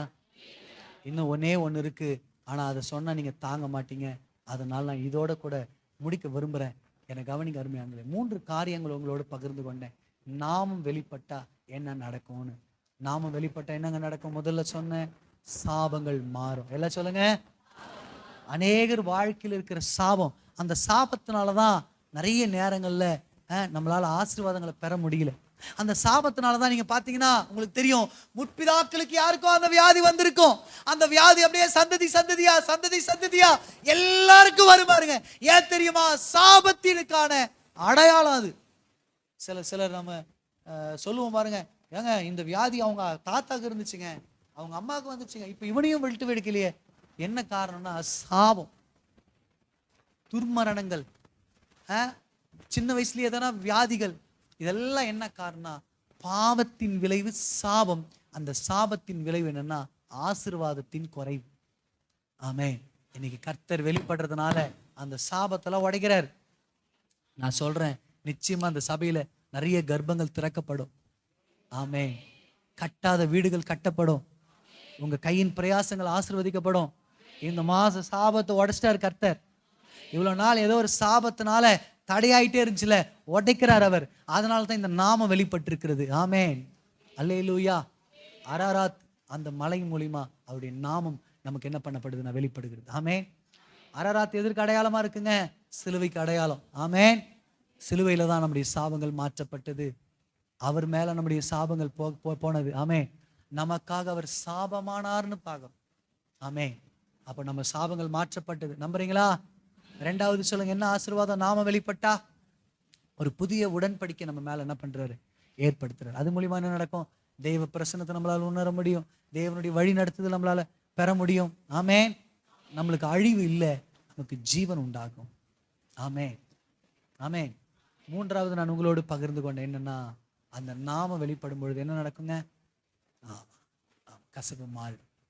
உங்களை பார்த்தாலே சிலர் ரொம்ப கசப்பா பார்ப்பாங்க. பார்த்துருக்கிறீங்களா? இவங்களா, இவங்களுடைய கேரக்டர் அவ்வளோதான், இவங்களா இவங்க அவ்வளோதான் அப்படின்னு உங்களை ஒதுக்கி வைப்பாங்க பாருங்க. உங்க பேரை சொன்னாலே உங்களை ஒரு லிஸ்ட்ல வச்சிருவாங்க, உங்களை ஒரு இதுல வச்சிருவாங்க. பார்த்துருங்க. அதோட உங்களை தாண்டி வரமாட்டாங்க. ஆமே. மனுஷங்க என்ன பண்றாங்கன்னா ஒரு எல்லையில நிக்க வச்சிருவாங்க, இவங்க அவ்வளோதான் அப்படின்னு. ஆனா கர்த்தர் அப்படி இல்லை, அதை தாண்டி நம்மளை ஆசீர்வதிக்கிறார். ஆமே, சத்தமா சொல்லுங்க. ஆமே. அதனால தான் இந்த நாமம் வெளிப்பட்டு கசப்புகள் மாறும். உங்க வாழ்க்கையில இதுவரைக்கும் இருந்த கசப்புகள், நீங்க இதுவரைக்கும் வடித்து கொண்டு இருந்த கண்ணீர்கள், இதுவரைக்கும் நீங்க எதிர்பார்த்த காரியங்கள் உங்க வாழ்க்கையில் நிறைவேறும். ஆமென். அதனால தான் இந்த நாமம் வெளிப்பட்டிருக்கிறது. இந்த நாமம் உங்களுக்கு எல்லாத்தையும் செய்து முடிக்கும். ஆமென். ஜெபம் பண்ணலாங்களா? கண்களை மூடி. ஹல்லேலூயா.